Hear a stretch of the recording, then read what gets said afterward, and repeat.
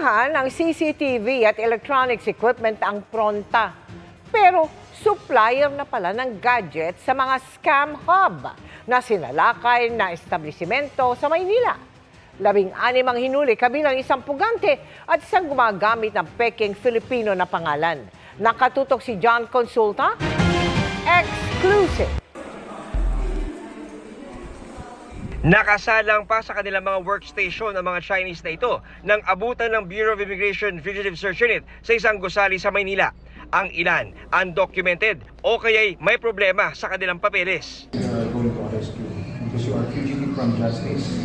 Arestado ang pinakapakay ng operasyon, isang puganting wanted sa China dahil sa kasong fraud. Ayon sa immigration, tindahan ng CCTV at electronics equipment ang front ng grupo. Pero lumalabas na sila umano ang nagpoproseso at nagsusupply ng mga computer at cellphone na ginagamit ng mga scam hub.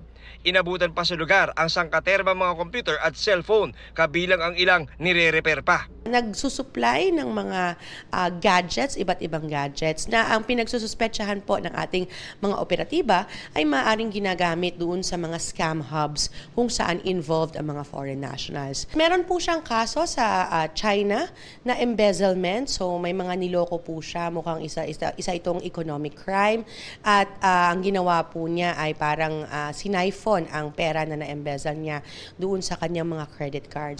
Pero ang isang Chinese national biglang nagtaas ng boses nang tangkaing i-verify ng BI ang kanyang ipinisintang LTO license sa raiding team. Kasi ang tanong mo, kala mo illegal ako eh. Masyado talo ako. Diba? Ano siya? Wala namang problema, hindi naman ako. Yung pagtanong mo sa akin para illegal eh. Walang ginawa illegal. Check mo ako. Sa huli, inaresto ang lalaking ito na nagpakilalang Pilipino at nagpresenta pa ng isang LTO driver's license na gamit ang Filipino name. Ayon sa LTO, bagamat legit ang lisensyang may litrato pa ng Chinese, hindi totoo ang Filipino name na ginamit. Sa ngayon, na-trace na ng LTO kung saan nabigyan ng lisensya ang Chinese gamit ang peking Pilipinong pangalan. Agad akong nag-issue ng show cause order dun sa opisyal ng LTO, hepe ng LTO, kung saan kinuha yung license na yon. Napaka-importante nito kasi may national security concern tayo dito. Itong mga Chinese national na nakakapag-acquire ng Philippine license na Filipino name, kinukonceal nila yung identity nila. So, mananagot yung mga opisyal ng LTO na nagbigay ng lisensya dito. Wala pang pahayag ang mga Chinese na nakakulong ngayon sa BI Detention Facility sa Bicutan.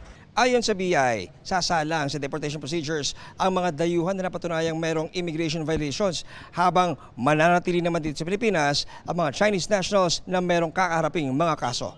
Para sa GMA Integrated News, John Consulta, nakatutok, 24 oras.